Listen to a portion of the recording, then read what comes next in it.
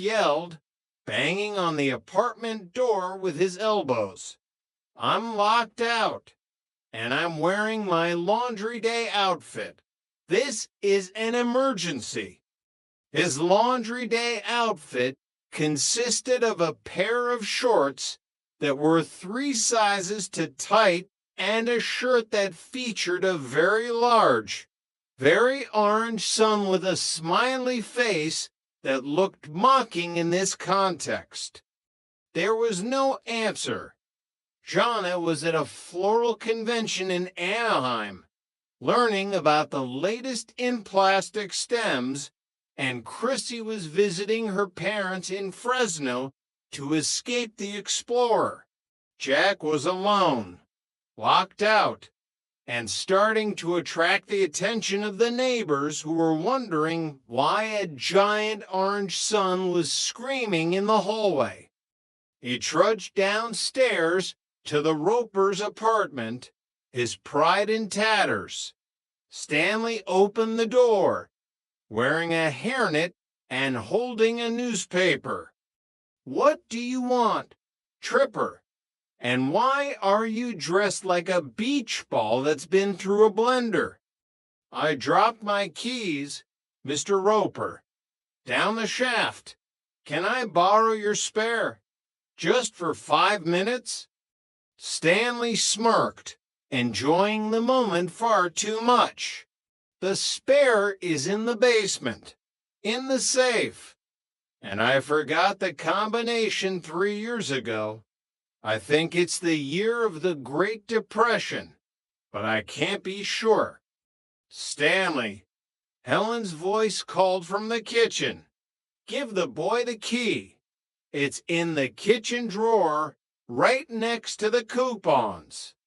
Stanley groaned, but fetched the key. "You kids are a menace. One day you're gonna lose your heads, and I'll have to pay the city a disposal fee for the mess." As Jack headed back up, he realized he had another problem, a much bigger one. The oven was on.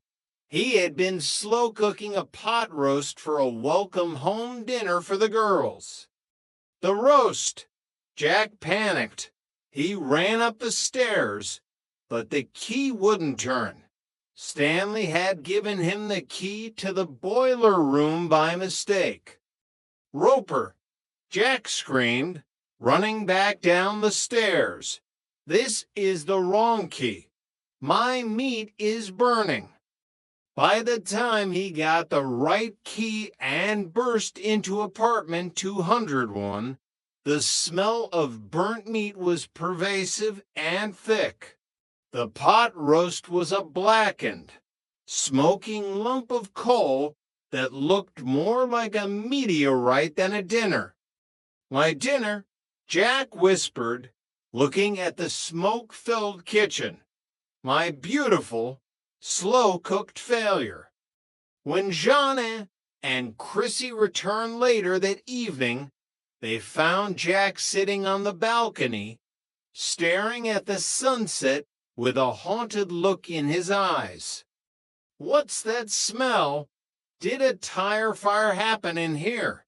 Jonna asked, waving her hand in front of her nose. "The smell of failure," Jack replied without turning around.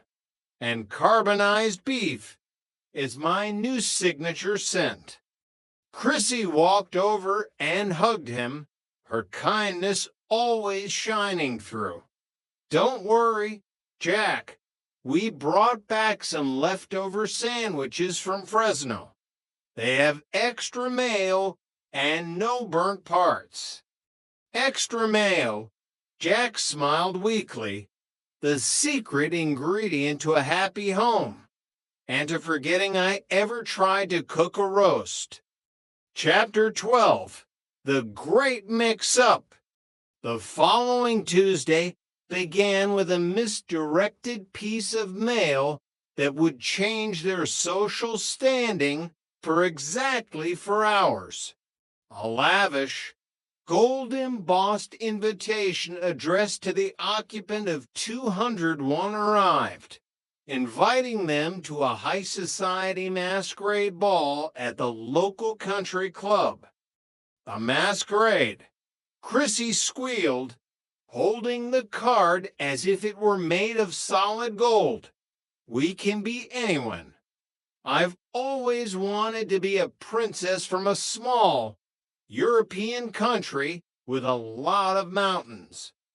Or we could be realistic, Jana said, taking the card and looking at the fine print. It says there's a $500 entry fee per person. We couldn't even afford the masks, let alone the tickets.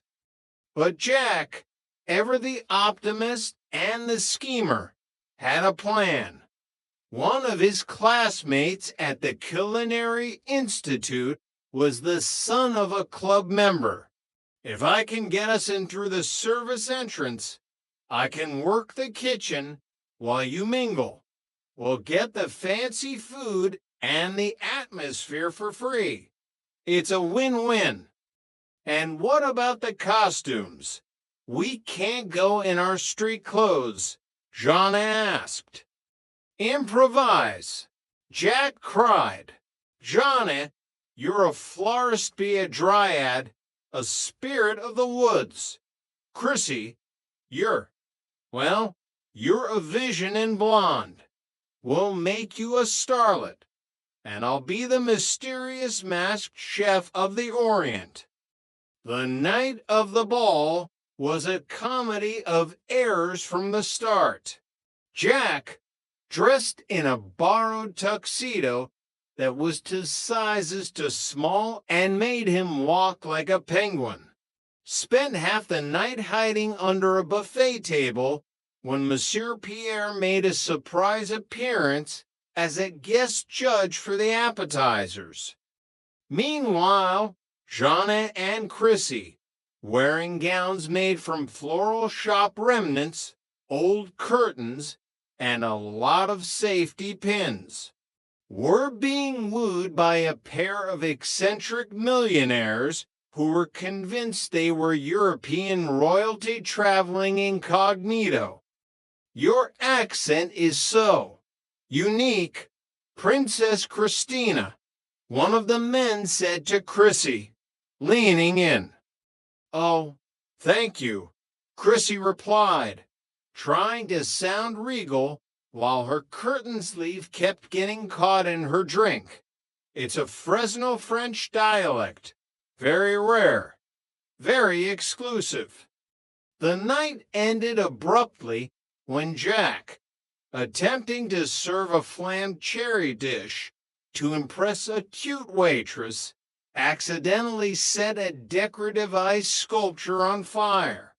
The resulting chaos melting ice, screaming socialites, and a very wet Monsieur Pierre led to a hasty retreat through the kitchen vents. Back at the apartment, drenched, smelling like burnt sugar, and missing several safety pins, they sat on the floor and laughed until they cried. Well, Jana sighed, peeling a piece of fake ivy from her hair. At least we didn't have to pay the $500.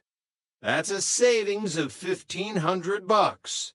And I managed to snag a whole tray of lobster thermidor during the evacuation, Jack said, pulling a greasy napkin from his pocket with a triumphant grin. Who's hungry for some high society leftovers? Chapter 13, The Yoga Incident. Misunderstandings reached a new peak when Chrissy decided she needed to find her inner center and enrolled in a transcendental meditation and yoga class. Her instructor, a man who called himself the Great Shanty, but whose real name was almost certainly Gary from Burbank, convinced Chrissy that their apartment was a vortex of negative energy and bad vibes. He says we need to cleanse the space. Jack, it's for our health.